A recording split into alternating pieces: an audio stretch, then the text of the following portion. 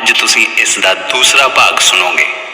ਮੁਸਾਫਿਰ ਬਾਬੂ ਨੂੰ ਆਪਣੇ ਨਾਵਲ ਬਾਰੇ ਇਸ ਤਰ੍ਹਾਂ ਦੱਸ ਰਿਹਾ ਸੀ। ਮੇਰੇ ਨਾਵਲ ਦਾ ਨਾਮ ਹੈ ਚਿੱਟਾ ਲਹੂ। ਇਸ ਵਿੱਚ ਜਿੰਨੇ ਲੋਕਾਂ ਦਾ ਵੀ ਜ਼ਿਕਰ ਆਇਆ ਹੈ, ਇੱਕ ਦੋ ਨੂੰ ਛੱਡ ਕੇ ਸਾਰਿਆਂ ਦਾ ਹੀ ਲਹੂ ਚਿੱਟਾ ਦੱਸਿਆ ਗਿਆ ਹੈ। ਜੇ ਤੁਹਾਡਾ ਵੀ, ਜਿਹੜੇ ਮੇਰੇ ਇਸ ਨਾਵਲ ਦਾ ਛੇਕੜਲਾ ਪਾਤਰ ਹੋ, ਚਿੱਟਾ ਲਹੂ ਹੁੰਦਾ ਤਾਂ ਇਹ ਇੱਕ ਬੜੀ ਸੁਆਦਲੀ ਟ੍ਰੈਜਡੀ ਬਣ ਜਾਂਦੀ।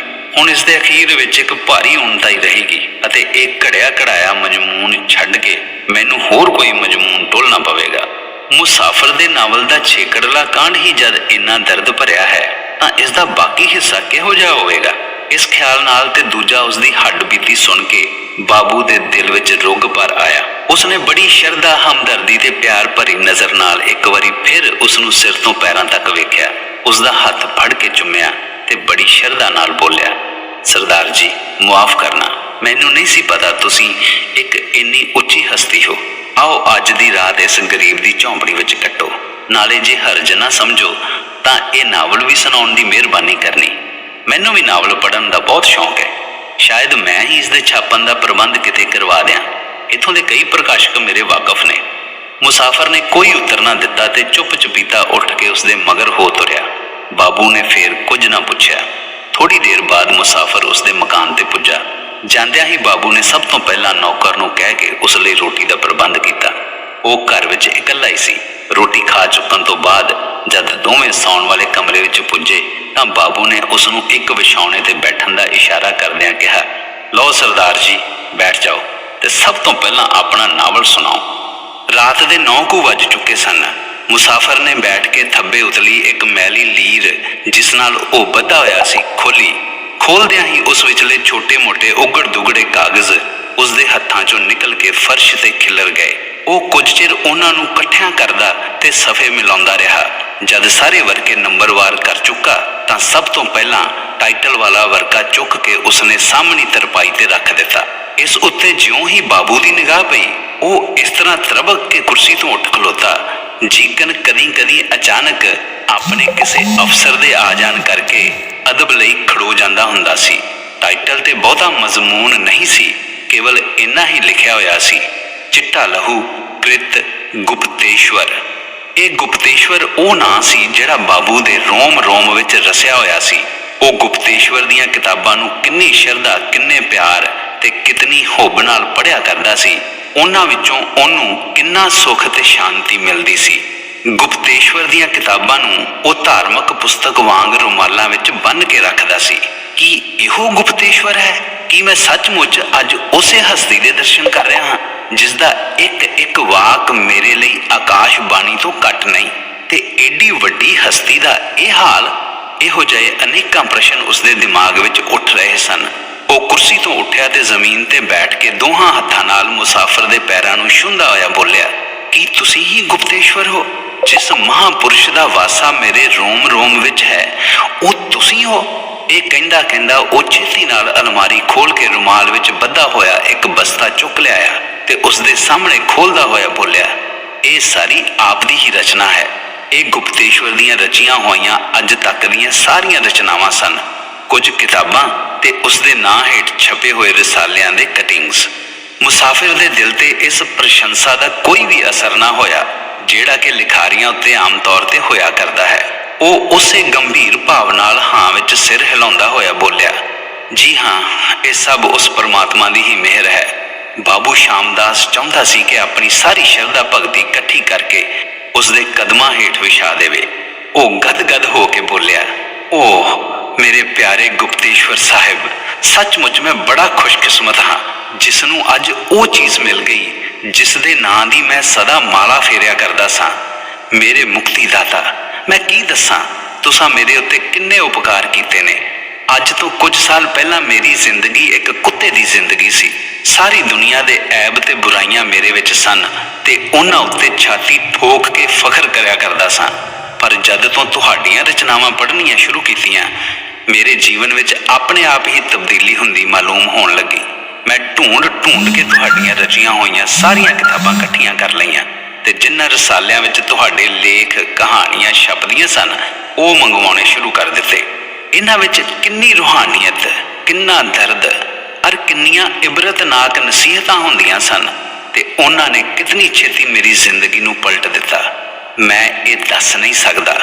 ਬੜੀ ਵਾਰੀ ਦਰਸ਼ਨਾਂ ਦੀ ਖਾਹਿਸ਼ ਲੈ ਕੇ ਨੱਠ ਭੱਜ ਕੀਤੀ, ਪਰ ਤੁਹਾਡਾ ਪਤਾ ਹੀ ਨਹੀਂ ਪਾ ਸਕਿਆ। ਹਰ ਕਿਸੇ ਤੋਂ ਇਹੋ ਉੱਤਰ ਮਿਲਦਾ ਸੀ ਕਿ ਥੋੜੇ ਦਿਨਾਂ ਵਿੱਚ ਹੀ ਪ੍ਰਸਿੱਧਤਾ ਪਾਉਣ ਵਾਲਾ ਗੁਪਤ ਲਿਖਾਰੀ ਕਦੇ ਕਿਸੇ ਨਹੀਂ ਡਿੱਠਾ। ਤੁਸੀਂ ਇੰਨੀ ਛੇਤੀ ਮਸ਼ਹੂਰੀ ਹਾਸਲ ਕਰ ਲਈ। ਗੁਪਤੇਸ਼ਵਰ ਸਾਹਿਬ ਇਸੇ ਬੈਠਕ ਤੇ ਅੱਜ ਤੋਂ ਕੁਝ ਅਰਸਾ ਪਹਿਲਾਂ ਸ਼ਰਾਬੀਆਂ, ਜੁਆਰੀਆਂ ਤੇ ਹੋਰ ਕਈ ਤਰ੍ਹਾਂ ਦੇ ਐਬੀਆਂ ਦਾ ਜਮਘਟਾ ਹੁੰਦਾ ਸੀ ਤੇ ਮੈਂ ਉਹਨਾਂ ਸਭਨਾਂ ਦਾ ਸਰਦਾਰ ਸਾਂ। ਇਸ ਤੋਂ ਬਿਨਾਂ ਉਹ ਪਾਪ ਤੇ ਕੁਕਰਮ ਜਿਨ੍ਹਾਂ ਨੂੰ ਯਾਦ ਕਰਕੇ ਤੇ ਬਾਬੂ ਕਹਿੰਦਾ ਕਹਿੰਦਾ ਰੁਕ ਗਿਆ। ਗੁਪਤੇਸ਼ਵਰ ਨੂੰ ਉਸ ਦੀ ਹਾਲਤ ਤੇ ਬੜਾ ਤਰਸ ਆਇਆ ਤੇ ਫਿਰ ਇਹ ਦੇਖ ਕੇ ਕਿ ਇਸ ਏਡੇ ਵੱਡੇ ਗੁਨਾਹਗਾਰ ਨੇ ਆਪਣੇ ਆਪ ਨੂੰ ਇੰਨੀ ਛੇਤੀ ਸੁਧਾਰ ਲਿਆ ਹੈ, ਉਸ ਦੇ ਦਿਲ ਵਿੱਚ ਸ਼ਾਮਦਾਸ ਲਈ ਪ੍ਰੇਮ ਤੇ ਹਮਦਰਦੀ ਪੈਦਾ ਹੋ ਗਈ।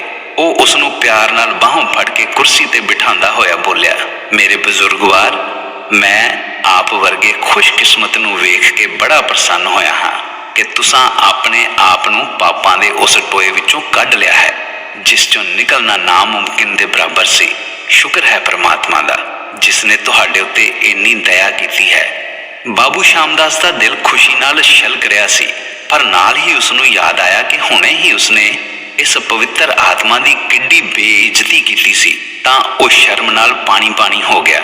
ਗੁਪਤੇਸ਼ਵਰ ਦੇ ਪੈਰ ਫੜ ਲਏ ਤੇ ਬੋਲਿਆ, ਮੈਨੂੰ ਬਖਸ਼ ਲਓ, ਮੈਂ ਅੱਜ ਕਦੇ ਨਾ ਬਖਸ਼ੇ ਜਾਣ ਵਾਲਾ ਗੁਨਾਹ ਕੀਤਾ ਹੈ। ਆਪਣੇ ਪੈਰਾਂ ਤੋਂ ਉਸਦੇ ਹੱਥ ਚੁੱਕਦਾ ਹੋਇਆ ਗੁਪਤੇਸ਼ਵਰ ਬੋਲਿਆ, ਉਹ ਬਜ਼ੁਰਗੋ, ਇਸ ਤਰ੍ਹਾਂ ਕਰਕੇ ਮੈਨੂੰ ਨਰਕਾਂ ਦਾ ਭਾਗੀ ਨਾ ਬਣਾਓ। ਤੁਸੀਂ ਉਮਰ ਵਿੱਚ ਮੇਰੇ ਪਿਤਾ ਦੇ ਸਮਾਨ ਹੋ। ਬਾਬੂ ਬੋਲਿਆ, ਇਹ ਤਾਂ ਠੀਕ ਹੈ, ਪਰ ਅਕਲ ਵੱਡੀ ਕਿ ਭੈਂਸ।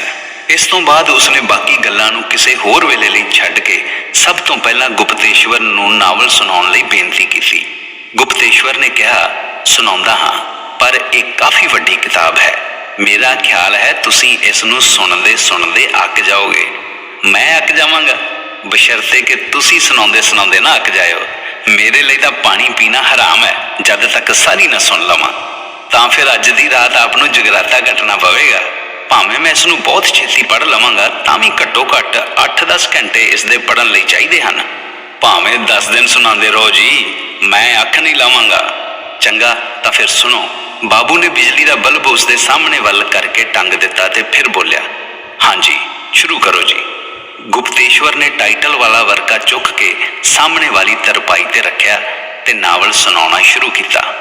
ਪਤਝੜ ਦੀ ਰੁੱਤੇ ਜਿਸ ਤਰ੍ਹਾਂ ਜੰਗਲ ਦੀ ਖਾਮੋਸ਼ੀ ਵਿੱਚ ਦਰਖਤ ਦਾ ਸੁੱਕਾ ਪੱਤਰ ਖੜਖੜ ਕਰਦਾ ਡਿੱਗ ਪੈਂਦਾ ਹੈ ਤੇ ਫਿਰ ਉਸ ਦੀ ਆਵਾਜ਼ ਉਸ ਖਾਮੋਸ਼ੀ ਵਿੱਚ ਅਲੋਪ ਹੋ ਜਾਂਦੀ ਹੈ, ਇਸੇ ਤਰ੍ਹਾਂ ਇਸ ਅੱਧੀ ਰਾਤ ਦੇ ਸਮੇਂ ਕੱਖਾਂ ਦੀ ਇੱਕ ਟੁੱਟੀ ਭੱਜੀ ਕੁੱਲੀ ਵਿੱਚ ਬੈਠੀ ਹੋਈ ਇੱਕ ਦੁਖੀਆ ਮੁਟਿਆਰ ਜਦ ਕਿਸੇ ਵੇਲੇ ਠੰਡਾ ਸਾਹ ਭਰਦੀ ਹੈ ਤਾਂ ਇਸ ਹਨੇਰੀ ਤੇ ਡਰਾਉਣੀ ਛੰਨ ਵਿੱਚ ਉਸ ਦੀ ਗਰਮ ਭਾਫ ਵਿੱਚ ਵਲੇਟੀ ਹੋਈ ਆਵਾਜ਼ ਇੱਕ ਵਾਰੀ ਮੱਧਮ ਜਿਹੀ ਗੂੰਜ ਪੈਦਾ ਕਰਕੇ ਉੱਥੇ ਹੀ ਗੁੰਮ ਹੋ ਜਾਂਦੀ ਹੈ। ਇਸ ਨਿਰਜਨ ਹਨੇਰੇ ਵਿੱਚ ਤੇ ਫਿਰ ਪਿੰਡੋਂ ਬਾਹਰ ਉਹ ਕਰਮਾ ਮਾਰੀ ਦੁਖੀਆ ਇਕੱਲੀ ਹੀ ਸੀ। ਉਸ ਦੇ ਨੇੜੇ ਤੇੜੇ ਕੋਈ ਨਹੀਂ ਸੀ। ਮਾਲੂਮ ਹੁੰਦਾ ਸੀ ਲਾਗਲੇ ਖੂਹ ਵਾਲੇ ਅਰਾਈਆਂ ਦੀ ਇਹ ਝੌਂਪੜੀ ਹੈ ਜਿਸ ਵਿੱਚ ਉਹ ਦਿਨੇ ਬੈਠ ਕੇ ਹੁੱਕਾ ਤਮਾਕੂ ਪੀਤਾ ਕਰਦੇ ਸਨ। ਮੁਟਿਆਰ ਦੀ ਉਮਰ 18 ਵਰ੍ਹਿਆਂ ਤੋਂ ਵਧੇਕ ਨਹੀਂ ਸੀ। ਜਿਸ ਤਰ੍ਹਾਂ ਕਹਿ ਦਾ ਚਿਲਕਣਾ ਭਾਂਡਾ ਧੂਏ ਵਾਲੀ ਰਸੋਈ ਵਿੱਚ ਪਿਆ ਪਿਆ ਕਾਲਾ ਹੋ ਜਾਂਦਾ ਹੈ, ਇਸੇ ਤਰ੍ਹਾਂ ਹੱਦ ਦਰਜੇ ਦੀ ਸੁੰਦਰ ਹੋਣ ਤੇ ਵੀ ਇਸ ਸੁਹੱਪਣ ਨੂੰ ਦੁੱਖਾਂ ਦੇ ਪਰਛਾਵੇਂ ਨੇ ਕੱਜਿਆ ਹੋਇਆ ਸੀ। ਉਸ ਦੀਆਂ ਅੱਖਾਂ ਦੁਆਲੇ ਕਾਲੇ ਘੇਰੇ ਸਨ। ਉਲਝੇ ਹੋਏ ਵਾਲ ਤੇ ਲੀਰੋ ਲੀਰ ਕੱਪੜੇ ਵੇਖਣ ਤੋਂ ਪਤਾ ਲੱਗਦਾ ਸੀ ਕਿ ਸਮੇਂ ਦੇ ਚੱਕਰ ਨੇ ਇਸ ਦੇ ਸਿਰ ਤੇ ਜਵਾਨੀ ਦੀ ਉਮਰੇ ਹੀ ਦੁੱਖਾਂ ਦੇ ਪਹਾੜ ਲਿਆ ਸੁੱਟੇ ਸਨ।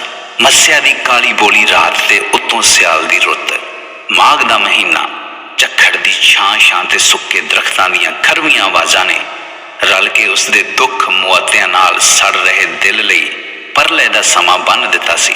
ਭਾਵੇਂ ਉਸ ਦਾ ਸਰੀਰ ਠੰਡ ਦੇ ਠੱਕੇ ਨਾਲ ਭੰਨਿਆ ਪਿਆ ਸੀ, ਪਰ ਉਸ ਦੇ ਦਿਲ ਦੀ ਅੱਗ ਕੋਈ ਲੱਕੜਾਂ ਕੋਲਿਆਂ ਦੀ ਅੱਗ ਨਹੀਂ ਸੀ ਜਿਸ ਨੂੰ ਪ੍ਰਕਿਰਤੀ ਦੀ ਇਹ ਠੰਡਕ ਬੁਝਾ ਸਕਦੀ।